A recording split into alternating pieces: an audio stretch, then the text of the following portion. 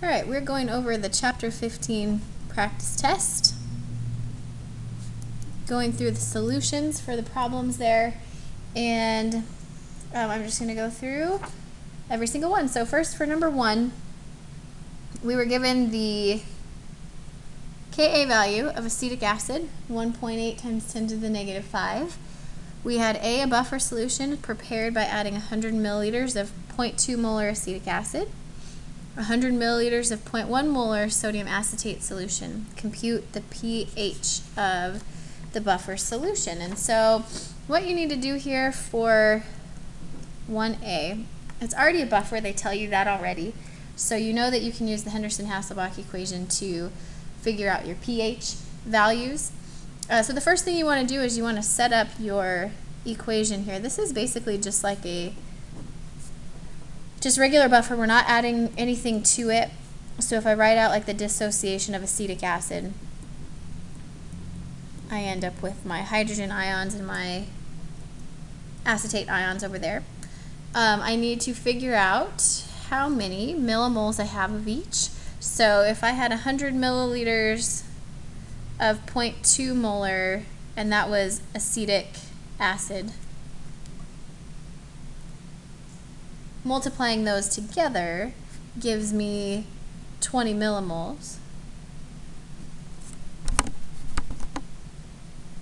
And multiplying my 100 milliliters of 0.1 molar of sodium acetate, which gives me 10 millimoles. And since they already told me it's a buffered solution, I don't have any other reaction going on here. I just take those numbers.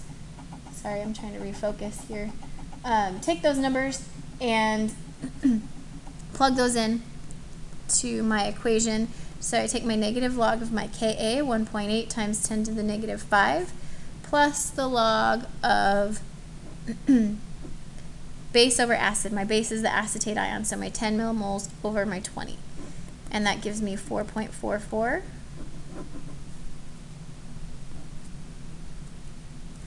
Okay, for part B, I am adding sodium hydroxide to this buffer, so compute the pH of the resulting solution. So anytime you add anything to a buffer, you need to go through and figure out what's in your beaker and what's going to be reacting. So I've got sodium hydroxide is being added. That dissociates. I've got acetic acid stays together. I've got sodium acetate. That dissociates. So I cross out my sodiums. And I'm going to have these two reacting with each other. And I have, by the way, 100 milliliters of 0.050 molar NaOH. So my equation becomes my acetic acid plus the hydroxide ions. These are all aqueous. We should pay attention to that. Going to give me acetate ions and then water.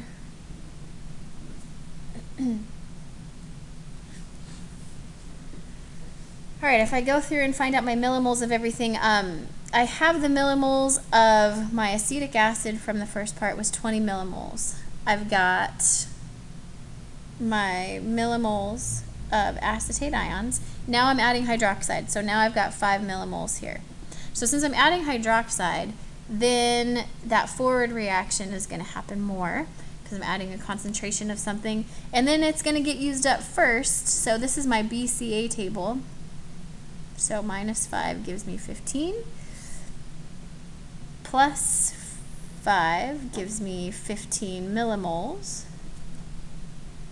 Okay, I've got a weak acid. I have its conjugate base partner.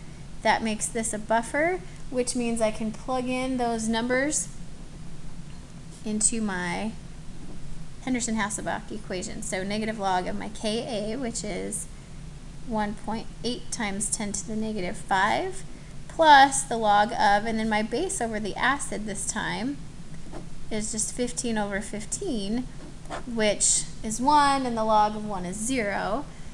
This is what's called an ideal buffer, by the way, because you have that ratio is equal to 1. So the negative log of my Ka value is just going to give me my pH, which is equal to 4.74.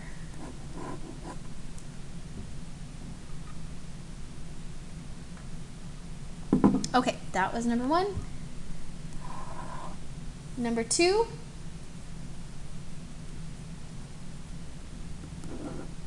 I'm given 1.51 grams of NH3, 3.85 grams of ammonium chloride, and both of those are in 0.5 liters of solution. Okay, so what I went through and you need to do first in order to do anything is to figure out what the concentration of those things are, because you can't work in grams. So if I take my grams divided by oh, sorry, first you need to find moles of those things. So grams to moles using the molar mass. Then take your number of moles and divide it by my liters. It gives me a concentration of NH3 of 0.18 molar, and my concentration of NH4Cl is 0.144 molar.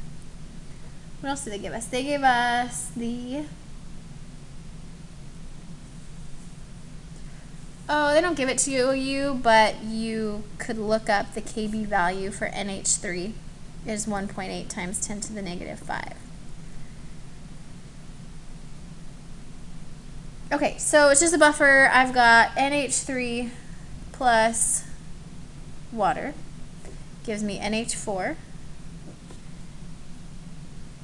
plus OH ions. My NH3 concentration is 0.18 molar. My NH4 concentration is 0.144 molar. Okay, so I have a weak base and its conjugate acid partner. So that's a buffer because you have significant quantities of partners there.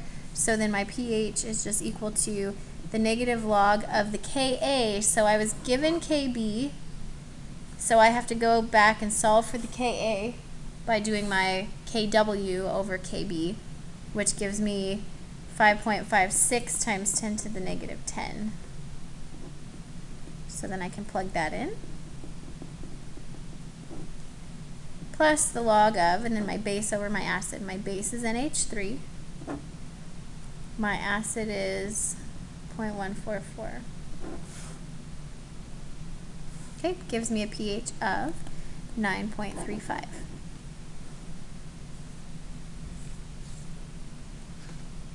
Okay, that was part A.